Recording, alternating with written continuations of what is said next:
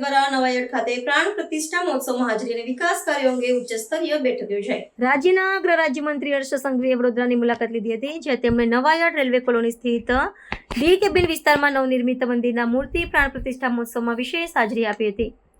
આ ભવ્ય ધાર્મિક પ્રસંગે ભારત માતા ખાટુ શ્યામ અને સાવરિયા શેઠ ભગવાનની મૂર્તિઓની શાસ્ત્રોક્ત વિધિ અનુસાર પ્રાણ પ્રતિષ્ઠા કરવામાં આવી હતી।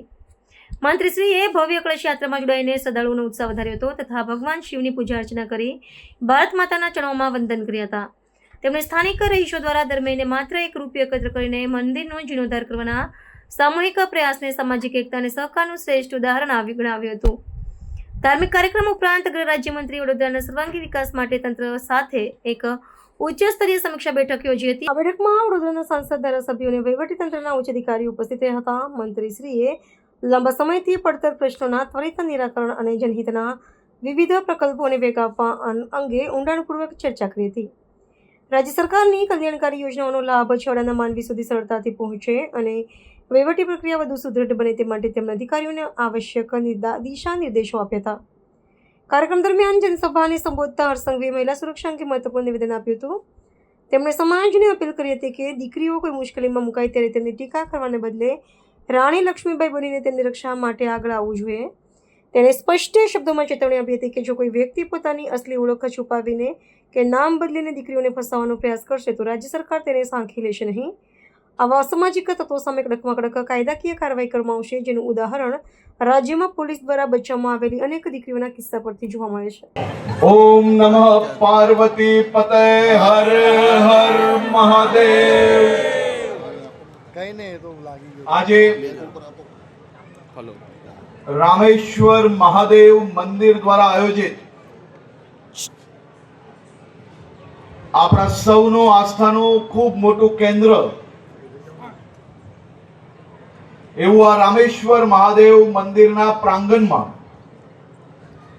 ખાટુ શ્યામજી, સાવરિયા શેઠજી, ભારત માતાનું મંદિર અને દુર્ગા માતાનું મંદિર, અને જ્યાં એક બાજુ હનુમાનજી હોય, શિવજી હોય, રામજી હોય, અને આ બધા જ ભગવાનોના આશીર્વાદ એ આપને સૌને હવે આવનારા દિવસોમાં મળવાના છે। હું આપ સૌ લોકોને આ નવા મંદિરો અને મંદિરોની આજે પ્રતિષ્ઠા આપના સૌના જીવનમાં નવો ઉત્સાહ, નવો ઉમંગ અને તમારા જીવનની બધી જ મનોકામનાઓ પૂર્ણ થાય તેવું આપ સૌને શુભકામનાઓ પાઠવું છું।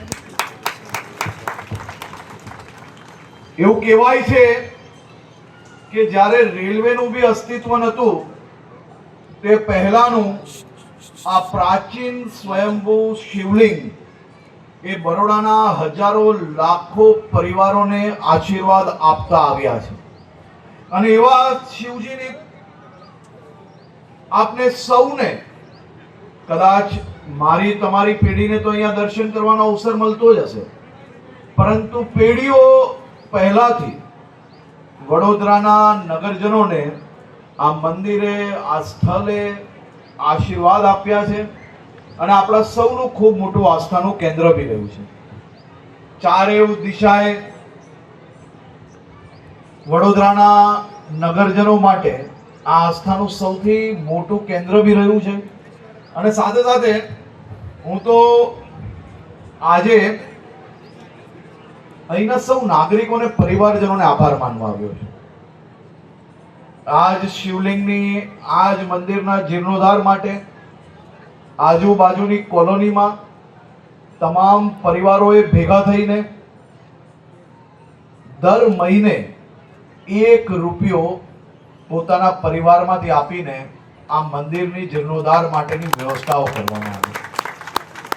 કોઈ એક દાતા રૂપિયા આપે ને એનાથી હજારો લાખો ગણું વધારે મહત્વ આ દરેક પરિવારે દર મહિને પોતાના પરિવારમાંથી ₹1 જીર્ણોદ્ધાર માટે જે તે સમયે આપ્યો, આપણા માટે આ ખૂબ મોટી વિષય છે।